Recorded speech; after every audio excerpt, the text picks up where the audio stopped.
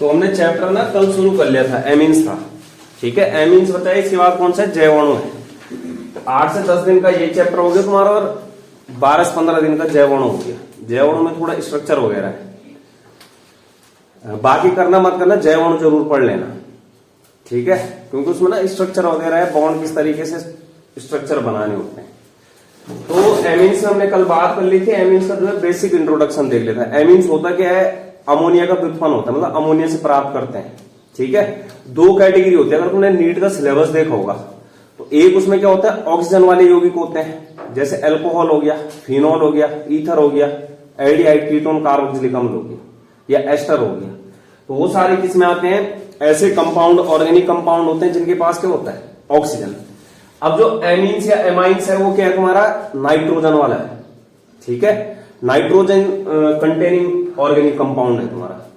तो एमीन्स क्या होगा, जिसके पास नाइट्रोजन होगा। तो ये जो एमीन्स होता है, अमोनिया का व्युत्पन्न होता है। अब अमोनिया का व्युत्पन्न है, हम कार्बनिक यौगिक बोल रहे हैं इसको। तो मतलब अमोनिया से हाइड्रोजन हटाना पड़ेगा और क्या जोड़ना पड़ेगा, कार्बन। अब कार्बन या तो एल्किल समूह जोड़ो या फिर एरिल समूह। तो कहने का मतलब जो एमीन्स होते हैं वो अमोनिया के एल्किल अथवा एरिल व्युत्पन्न होते हैं। ठीक है, उसके बाद कल हमने जो है उपलब्धता देख ली थी। दवाइयों में पाया जाता है, प्रोटीन में, विटामिन में, एल्कलॉइड में, ये सब देख लिया था। प्रतिहिस्टामिन के रूप में भी वहां पर जो दवाई होती है, ठीक है, कफ सिरप आता है तो वो सब कुछ हमने उपलब्धता स्रोत देख लिए थे। उसके बाद जो है यहां पर जो हमने कल एमीन की संरचना भी देखी थी। तो एक्चुअल में संरचना क्या होती है कि sp3 संकरण होता है, क्योंकि NH जो RNH2 है या NH3 से बन रहा है वो, तो उसमें क्या होता है, 3 सिग्मा बॉन्ड आता है और एक क्या आता है, एकाकी युग्म। तो टोटल कितने हो जाते हैं, वो 4 हो जाते हैं। तो 4 को अगर हम डिवाइड करते हैं, एक S में जाता है और 3 कहां जाते हैं, P में। तो संकरण क्या हो गया, sp3।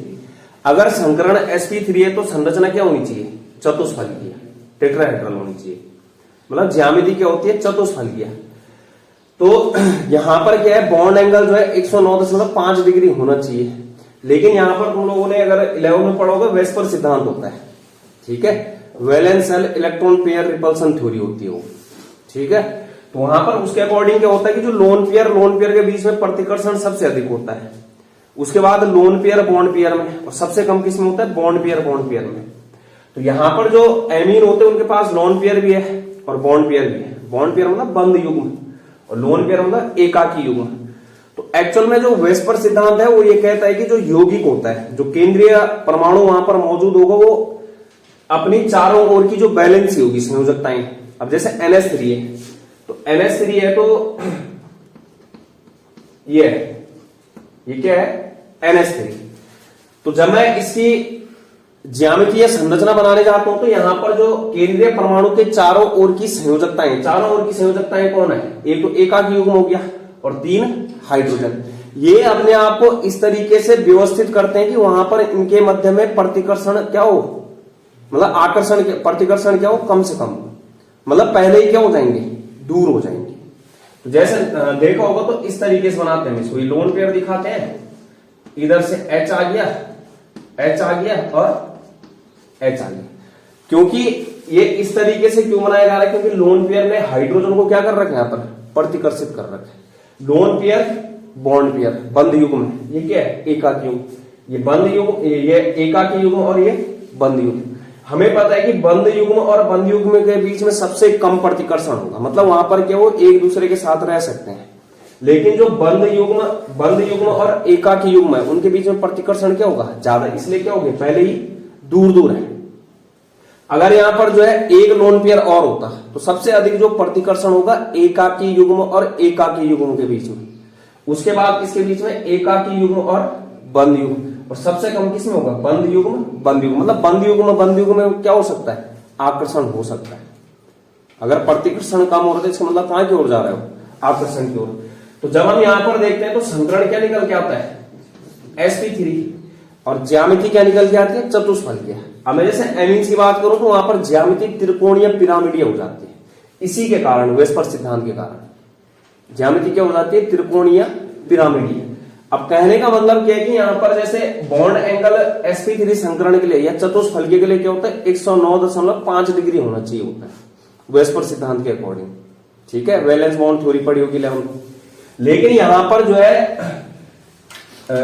एकाकी इलेक्ट्रॉन युग्म, बंद युग्म, इन दोनों में प्रतिकर्षण होने के कारण जो है क्या होता है, यहां पर बॉन्ड एंगल कम हो जाता है, 160 डिग्री रह जाता है। ठीक है, कितना हो जाता है, 160 डिग्री। जैसे मैं यहां पर क्या क्या जोड़ सकता हूं, आर जोड़ सकता हूं, यहां भी आर ले सकता हूं, यहां भी क्या ले सकता हूं, आर, ए आर भी ले सकता हूं अगर मैं फेनिल समूह ले रहा हूं। तो जब मैं यहां पर एमीन लूंगा 1 डिग्री और 2 डिग्री, तो उस केस में जो है यहां पर बॉन्ड एंगल कितना होता है, 160 डिग्री। 1 डिग्री या 2 डिग्री के केस में, पीछे का रिवाइज कर रहा हूं मैं, ये है जैसे 1 डिग्री का मतलब जैसे मैंने CS3 लिया, ये H और ये H लिया, तो यहां पर बंद कोण क्या हो जाएगा, कम हो जाता है। क्यों? क्योंकि एकाकी इलेक्ट्रॉन युग्म और जो हमारा क्या है बंद युग्म है, इनके बीच में प्रतिकर्षण क्या होता है, ज्यादा होता है। किसके मुकाबले, बंद युग्म और बंद युग्म के मुकाबले। इसलिए यहां पर जो ये एकाकी इलेक्ट्रॉन युग्म है, ये इस बॉन्ड एंगल को क्या कर देते हैं, ये जो बंद युग्म को धक्का दे देते हैं अपने से। और यहां पर जो बंद कोण 109 दशमलव, मतलब पहले इस तरीके से होना था इसने ऐसा, तो बंद कोण क्या हो जाता है, 160 डिग्री हो जाता है। किसके केस में, 1 डिग्री और 2 डिग्री केस में कितना रहता है, 160 डिग्री। 1 डिग्री और 2 डिग्री एमिंग्स के केस। अगर मैं बात करूं 3 डिग्री की, किसकी,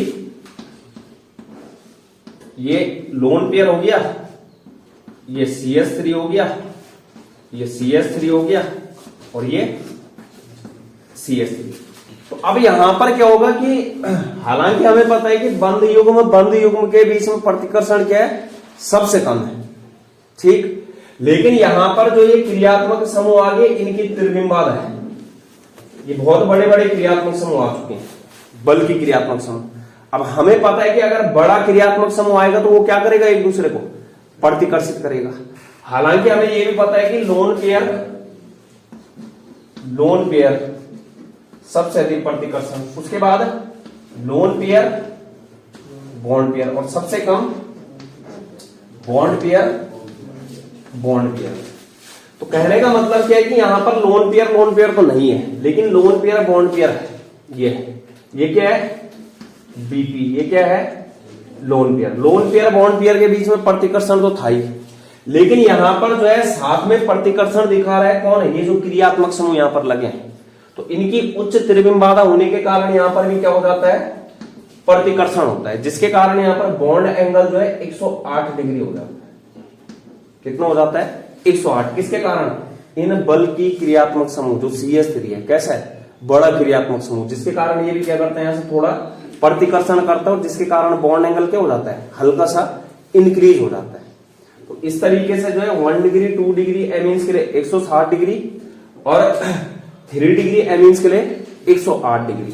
तो ये हमने जो है कल बात कर ली थी। इसके बाद आज हमने देखना है एमीन्स का वर्गीकरण। क्या देखना है, एमीन्स का वर्गीकरण। देख रहे ना, पूरा डाल रखे उसमें, 2 उसमें पार्ट में डाल रखे हैं।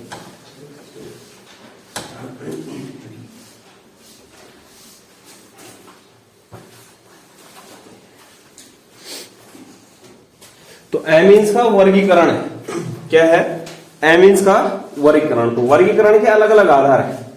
जैसे जो पहला वर्गीकरण है वो अमोनिया अणु से हम क्या कर रहे थे, एमीन्स का निर्माण कैसे कर रहे थे, जब हम जो है अमोनिया से एक हाइड्रोजन को हटा रहे थे और उसमें क्या जोड़ रहे थे, एल्किल अथवा एरिल समूह। तो मतलब अमोनिया के पास जो है कितने एल्किल अथवा एरिल समूह है, उसके आधार पर जो है यहां पर क्या है, वर्गीकरण है। अगर अमोनिया से मैं एक हाइड्रोजन हटाता हूं और एक एल्किल अथवा एरिल समूह जोड़ता हूं तो कौन से प्रकार का हो जाएगा, 1 डिग्री एमीन। अगर मैं अमोनिया NH3 से 2 हाइड्रोजन हटाता हूं और उस 2 हाइड्रोजन की जगह पे क्या जोड़ता हूं, एल्किल अथवा एरिल समूह। ऐसा भी हो सकता है कि एक एल्किल समूह हो और एक एरिल समूह। 3 केस बनेंगे इसमें, या तो 2 एल्किल समूह हो, या तो 2 एरिल समूह हो, या फिर एक एल्किल समूह या एक एरिल समूह। तो उस केस में क्या बोला जाएगा, 2 डिग्री एमाइन। अगर मैं अमोनिया के तीनों हाइड्रोजन को हटाता हूं और उन तीनों हाइड्रोजन की जगह पे क्या जोड़ता हूं, एल्किल या एरिल, अलग अलग केस बन सकते हैं इसमें। 2 एल्किल ले लो 1 एरिल, या तीनों एल्किल ले लो तीनों एरिल ले लो, 2 एरिल ले लो 1 एल्किल ले लो, उसे क्या बोला जाएगा? 3 डिग्री एमाइन। चौथा भी आता है चतुष्क अमोनियम लवण बोलते हैं, उसमें जो लोन पेयर है वो भी जाता है, तो वहां पर मतलब अभी आएगा। तो पहला जो है अमोनिया अणु से अमोनिया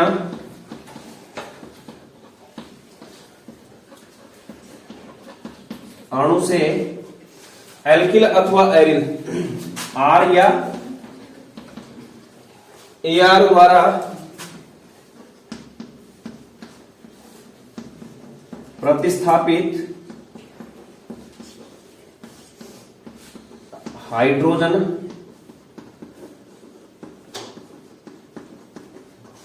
परमाणुओं की संख्या के आधार पर संख्या के आधार पर संख्या के आधार पर। तो जैसे क्या है 1 डिग्री एमीन क्या है? पहला इसमें कौन सा है? प्राथमिक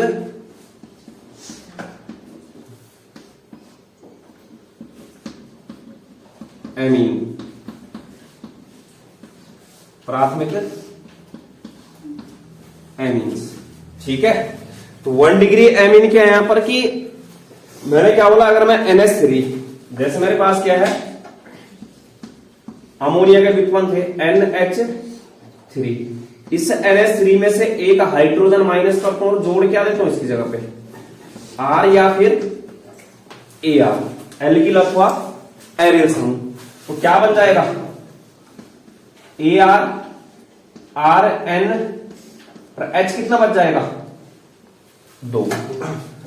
तो मतलब सीधे से आप ध्यान क्या रखना है कि वे कार्बनिक यौगिक जिनके पास NH2 समूह होता है, वे कार्बनिक यौगिक जिनके पास क्रियात्मक समूह कौन सा होता है? NH2। तो और दूसरी चीज क्या है कि R या AR की संख्या कितनी होगी? 1, और हाइड्रोजन की संख्या कितनी होगी? 2, ठीक है। जिनमें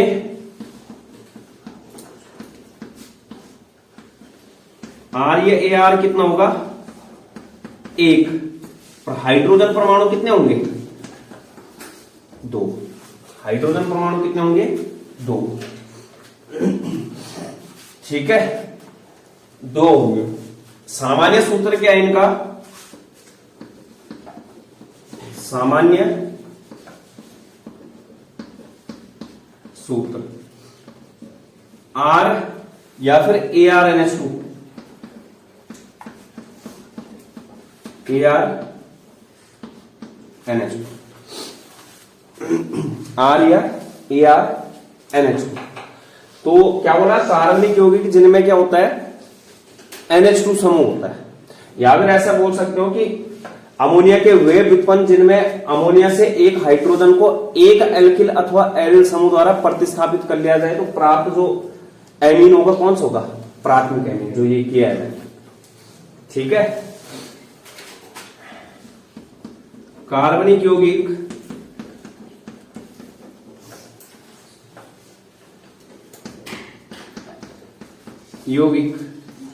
जिनमें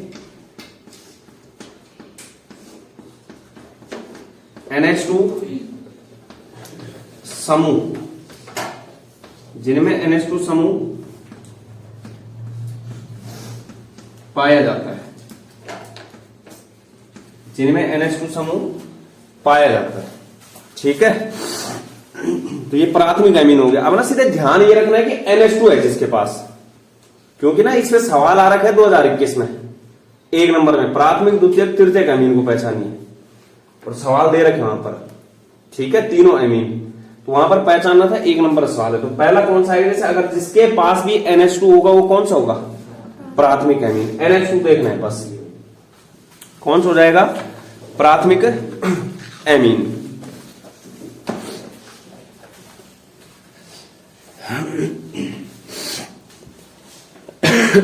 उदाहरण देख लो, जैसे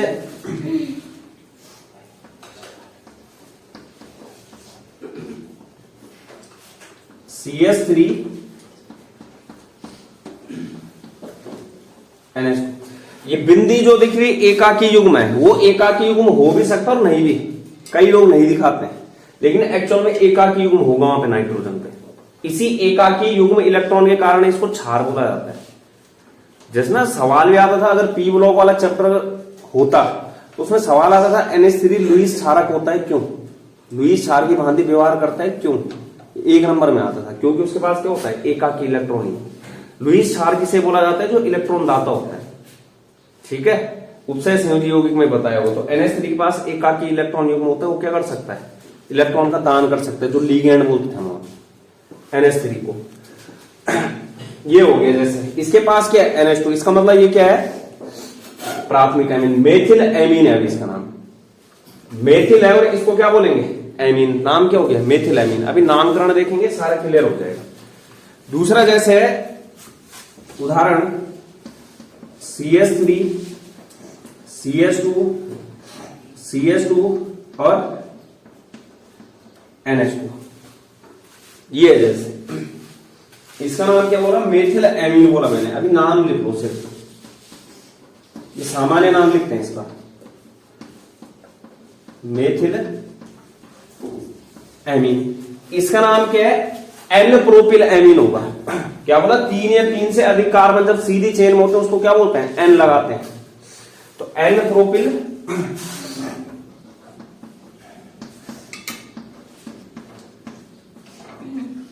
एमीन, एन प्रोपिल एमीन। दूसरा जैसे अब यहां पर देखना कंफ्यूजन कैसे होता है। जैसे एक उदाहरण दे रहा हूं मैं, CH3 CH CH3 NH2।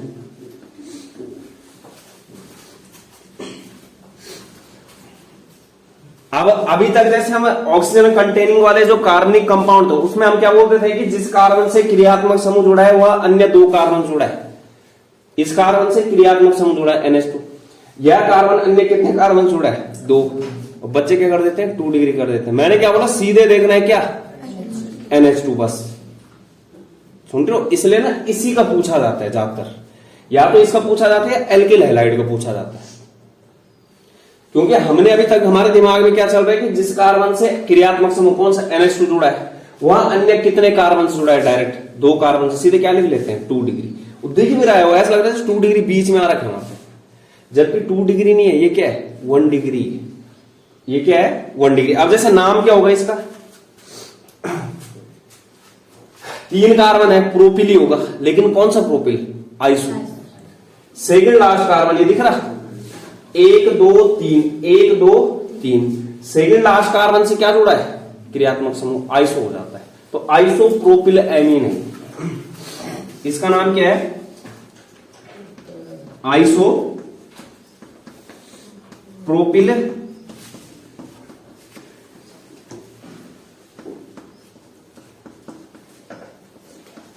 Isopropyl amine. जैसे एक उदाहरण और देख लो,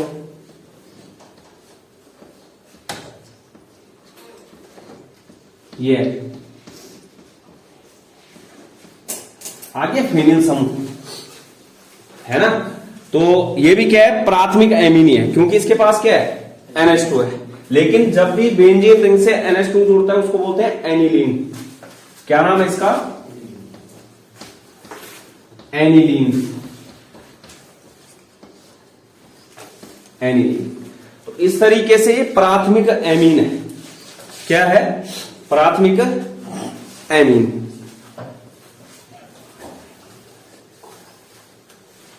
प्राथमिक एमीन। इसके बाद देखो दूसरा द्वितीयक एमीन। दूसरा क्या है, द्वितीयक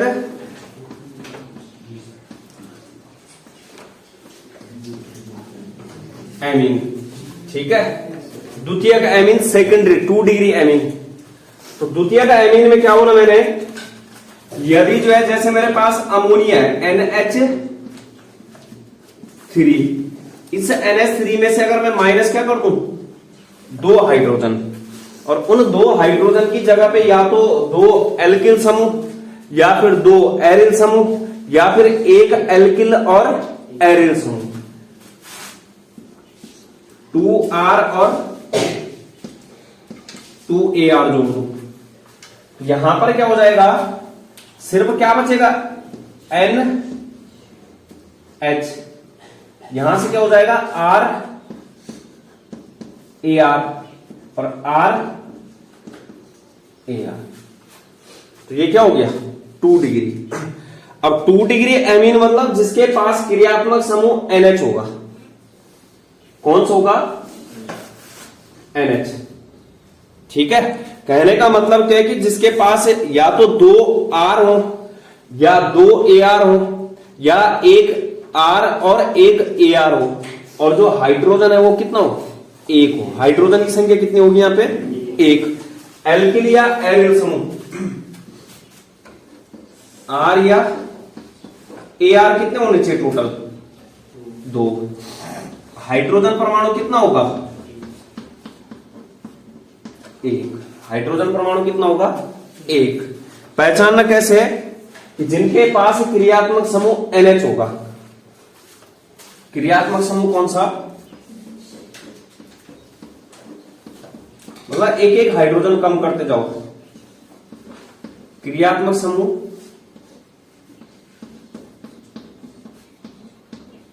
NH, बाकी दो वैलेंसी से कोई जोड़ा होगा, क्रियात्मक समूह NH होता है। ठीक है, क्रियात्मक समूह NH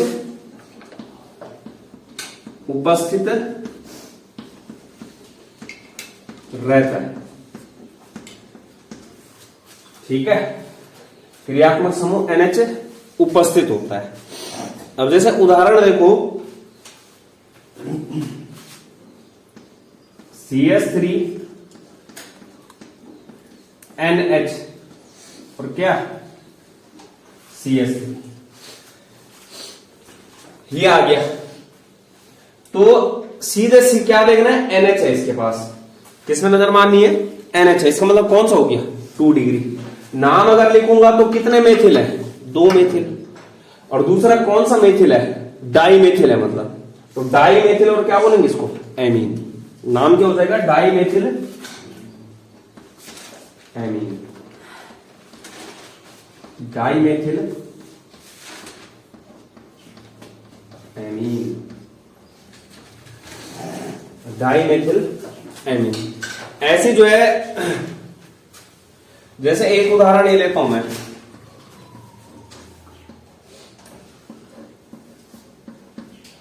NH और इससे क्या जोड़ दिया, CH3। इसके पास भी क्या है, NH है।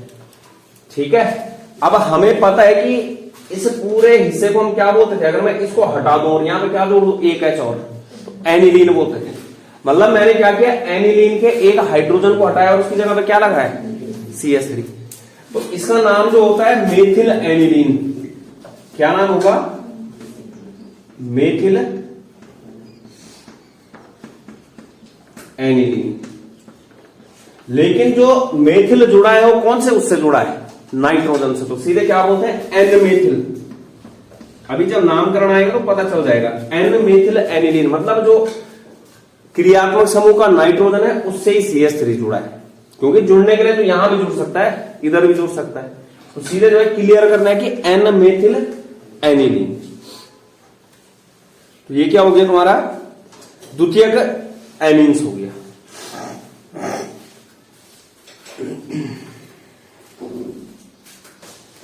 इसके बाद तृतीयक एमीन है, कौन सा है, 3 डिग्री एमीन, तृतीयक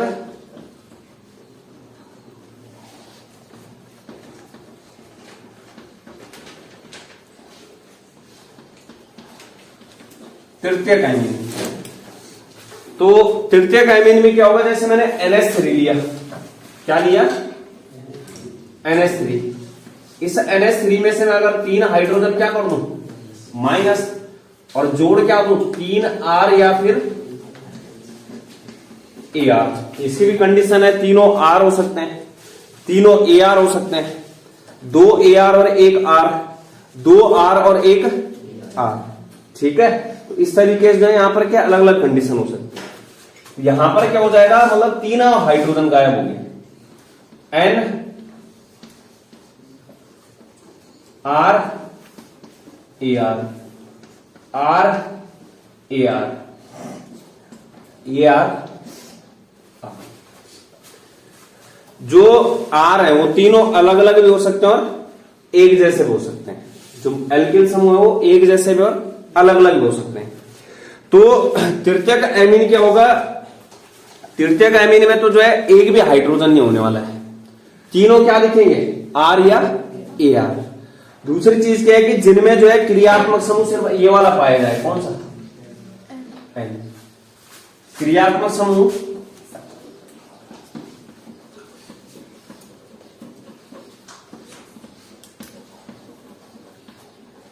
समूह ये, एंड 3 वैलेंसी से कौन जुड़ेगा, कार्बन आएगा, ठीक है। 3 वैलेंसी में कौन आएगा, कार्बन। क्रियात्मक समूह N उपस्थित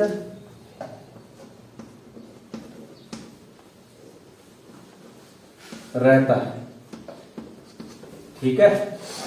क्रियात्मक समूह N उपस्थित रहता है। अब जैसे सामान्य सूत्र होगा तो R3N होगा, R3N सामान्य सूत्र,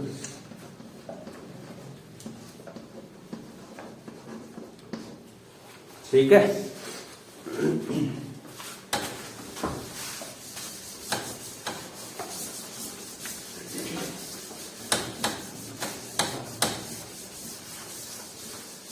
सामान्य सूत्र क्या हो जाएगा, R3N।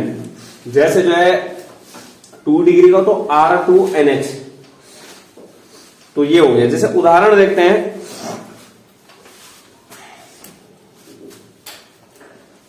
CH3N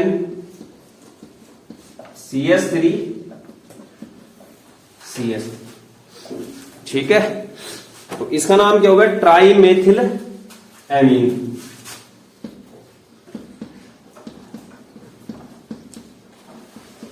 ट्राइमेथिल एमीन, ट्राइमेथिल एमीन हो गया।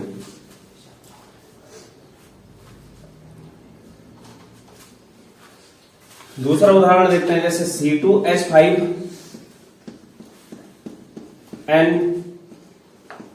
CH3 CH3। सीधे क्या देखना है, जिसके पास N है और उस N से क्या जुड़े होंगे, 3 कार्बन, ठीक है, डायरेक्टली। तो अब यहां पे देखो इसका नाम, तो नाम क्या होगा, 2 तो मेथिल है यहां पर, एक क्या है, एथिल। एथिल और मेथिल में से पहले कौन आएगा, एथिल आएगा। एथिल आएगा, 2 मेथिल हो गए तो di methyl, ethyl di methyl amine. Ethyl di methyl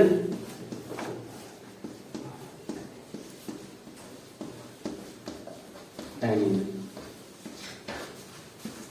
ठीक है। Ethyl dimethyl amine. एक उदाहरण दूसरा देखते हैं, जैसे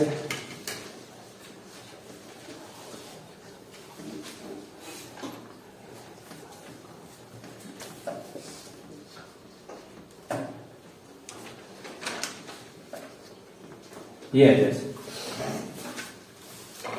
है ना।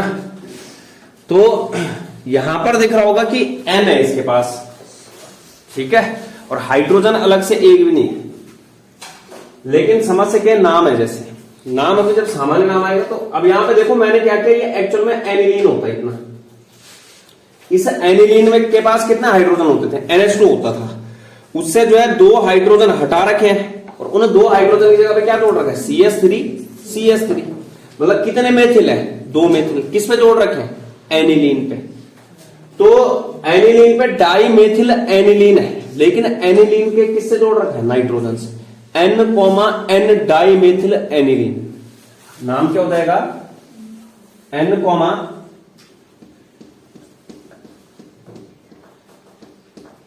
Dimethyl aniline,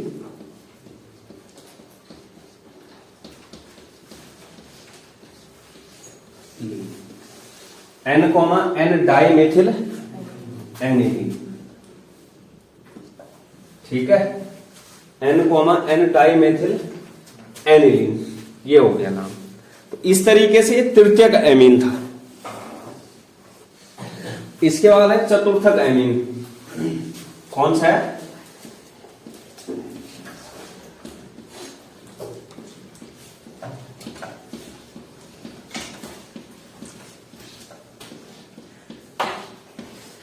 चतुर्थक amine. तो चतुर्थक एमीन में क्या होगा, जैसे जो हमारा 3 डिग्री एमीन है, ठीक है, 3 डिग्री एमीन अगर मैं बनाता हूं, जैसे N इधर से भी R होगा, इधर से भी R होगा, ये 3 डिग्री एमीन है।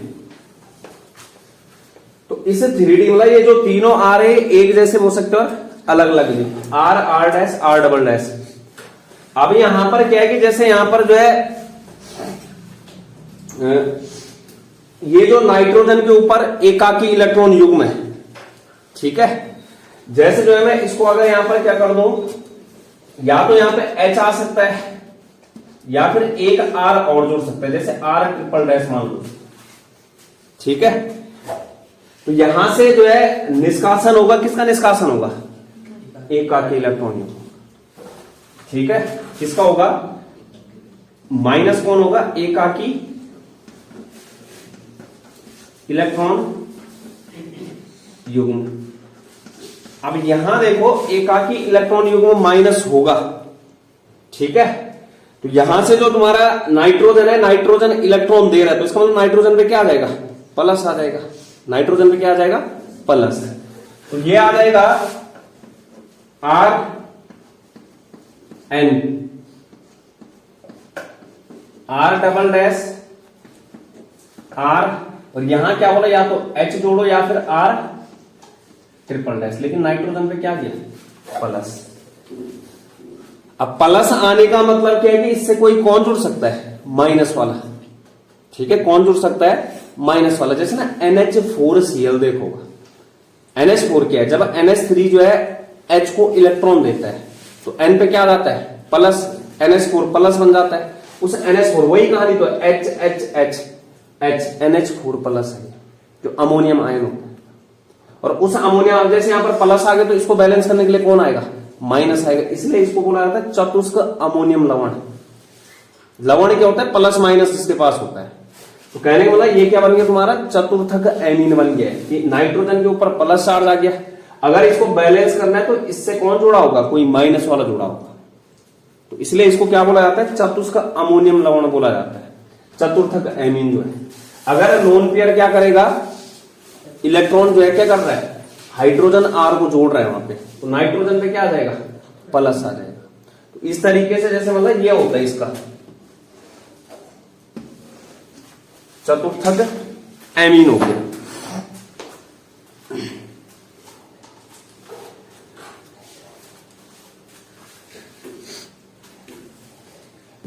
तो ये हमारा क्या है? किस बेस में हमने वर्गीकरण देखा?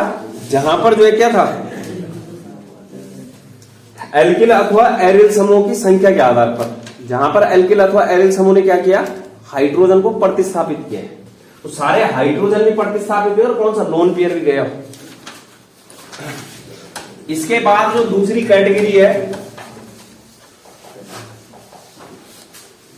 एमीन के वर्गीकरण की, वो है नाइट्रोजन परमाणु से जुड़े समूहों की प्रकृति के आधार पर। अगर एल्किल समूह जुड़ा होगा एलिफेटिक एमीन, अगर एरिल समूह जुड़ा होगा एरोमेटिक एमीन। तो दूसरा गणना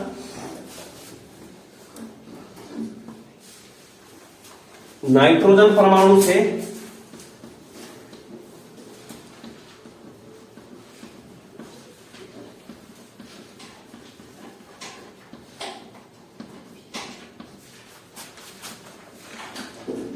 जुड़े समूहों के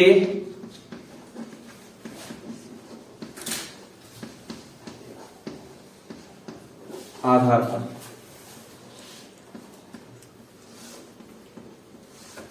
नाइट्रोजन परमाणु से जुड़े समूहों की प्रकृति के आधार पर। तो जैसे पहला कौन सा होता है हमारे पास, एलिफेटिक एमीन्स। कौन सा आ गया फर्स्ट,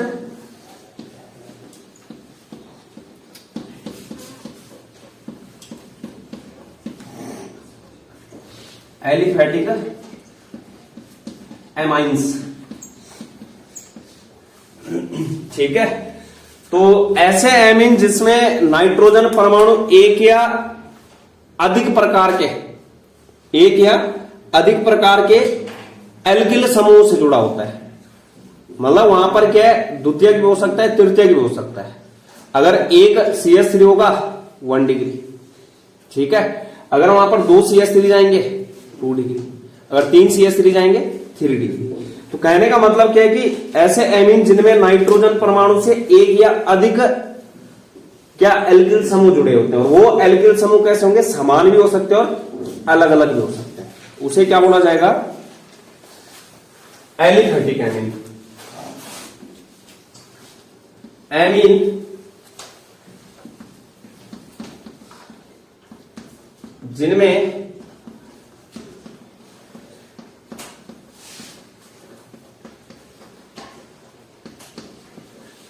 नाइट्रोजन परमाणु से एक अथवा अधिक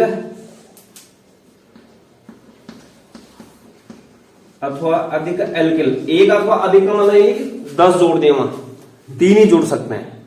ठीक है, एक अथवा अधिक एल्किल समूह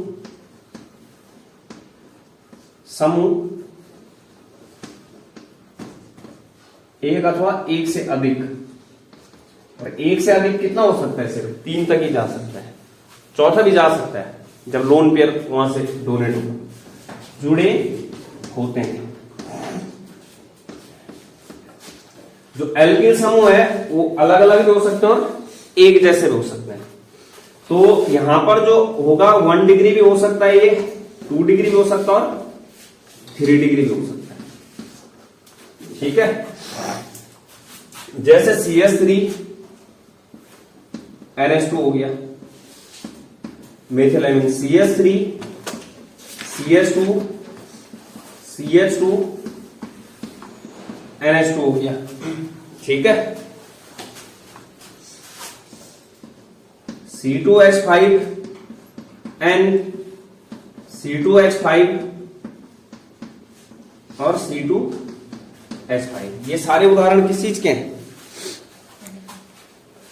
एलिफेटिक एमीन के, जिसके पास क्या है, R जुड़ा होगा। वो R जो है यहाँ पर के एक या एक से अधिक R, जैसे यहाँ पर देखो एक ही जुड़ा है CH3, यहाँ पे भी क्या जुड़ा है, एक ही जुड़ा है R, यहाँ पे 3 आ गए, 3 एल्किल समूह।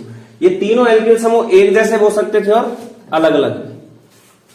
ठीक है, तो ये क्या हो गया, प्राथमिक एमीन, द्वितीयक एमीन, तृतीयक एमीन तीनों आएंगे इसमें। लेकिन ऐसे एमीन आएंगे जिसके पास क्या होगा, सिर्फ R ही होगा।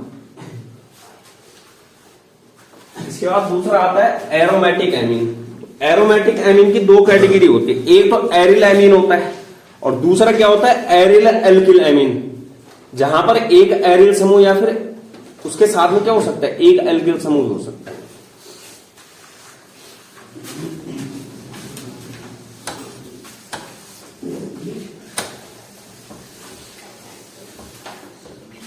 एरोमेटिक एमीन,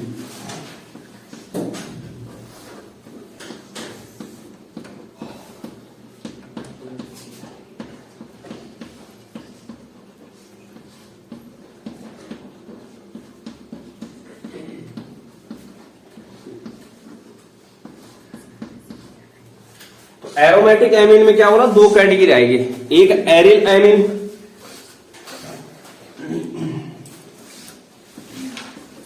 एरिल एमीन, और दूसरा क्या आएगा, एल्किल एरिल एमीन। ठीक है, एल्किल एरिल एमीन। तो एरिल एमीन क्या होगा, ऐसे एमीन जिनमें नाइट्रोजन परमाणु एक या एक से अधिक, ठीक है, भिन्न प्रकार के एरिल समूहों से जुड़ा होगा, जिसमें क्या होगा, AR से जुड़ा होगा, कौन, नाइट्रोजन। जैसे उदाहरण के लिए क्या है, ये एनिलीन हो गया, एग्जाम्पल के लिए क्या हो गया, एनिलीन। दूसरा उदाहरण क्या हो सकता है, 2 एरिल समूह भी हो सकते हैं, 3 एरिल समूह भी, ये हो गया जैसे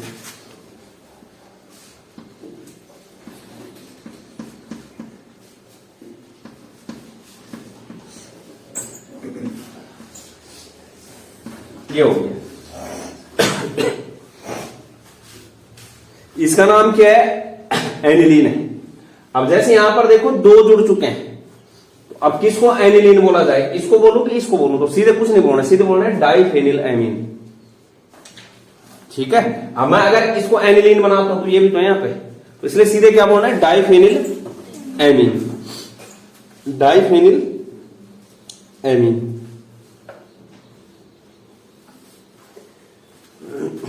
ये डाइफेनिल एमीन है।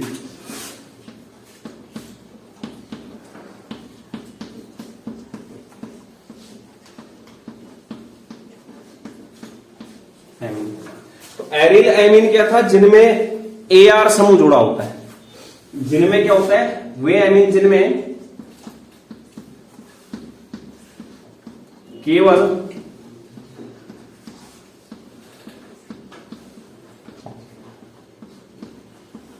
एरिल समूह। ठीक है, तो अब जैसे ये हो गया, या फिर जैसे मैं अगर 3 भी जोड़ सकता हूं इस हाइड्रोजन को हटा के, तो क्या हो जाएगा, ट्राइफेनिल एमीन। ठीक है, जैसे ये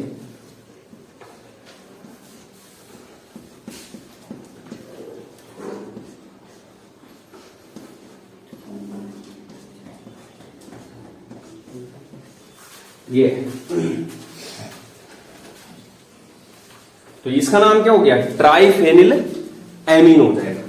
क्या नाम हो जाएगा, ट्राइफेनिल एमीन, ट्राइफेनिल एमीन।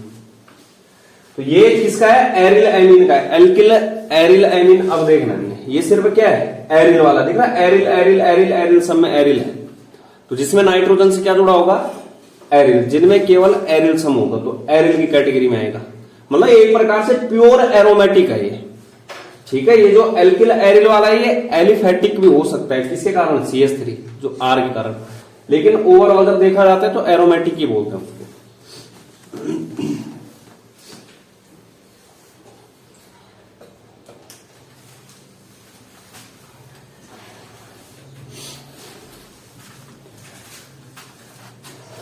हो गया। इसके बाद देखो दूसरी कैटेगरी थी, कौन सी, एल्किल एरिल एमीन की। तो एल्किल एरिल एमीन में जैसे पहला उदाहरण, मतलब यहां पर ना एल्किल समूह भी होगा और साथ में क्या होगा, एरिल भी होगा। जैसे ये है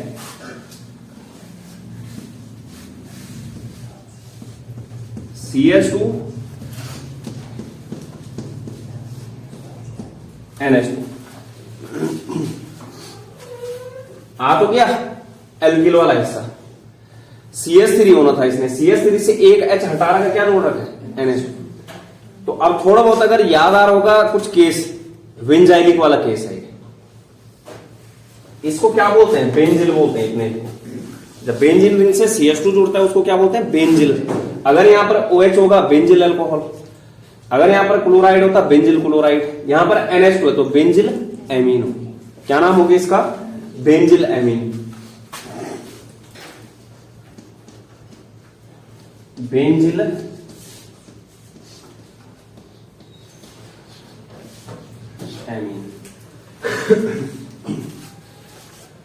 दूसरा उदाहरण जैसे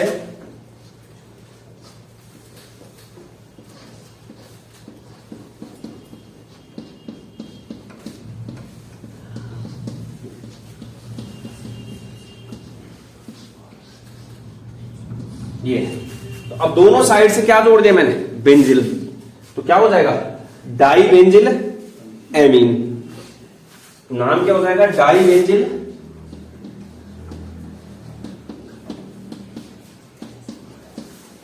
अरे ये है डाई बेंजिल एमीन। ऐसी जो है तीसरी साइड से जोड़ेंगे क्या हो जाएगा, ट्राई बेंजिल एमीन। बेंजिल किसको बोल रहा हूं, जो गोले के अंदर बंद कर रखा है, इतने को क्या बोलते हैं, बेंजिल। बेंजिल से कौन सा समूह लगा है, एमीन समूह, तो बेंजिल एमीन हो गया। अगर दो बेंजिल है, डाई बेंजिल एमीन। अगर तीसरा भी होगा तो क्या बोलेंगे, ट्राई बेंजिल एमीन।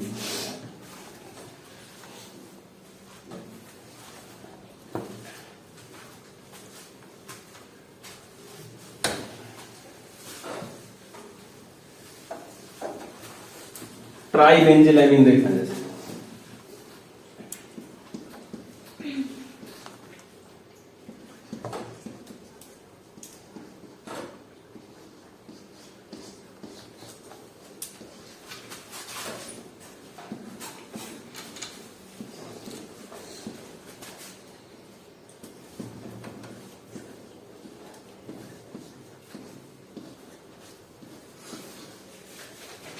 ये आ गया, क्या बन गया, try benzyl amine.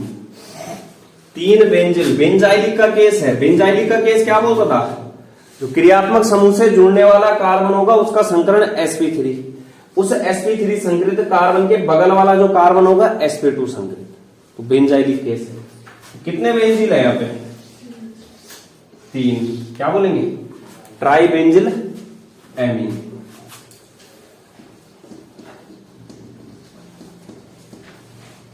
Try benzyl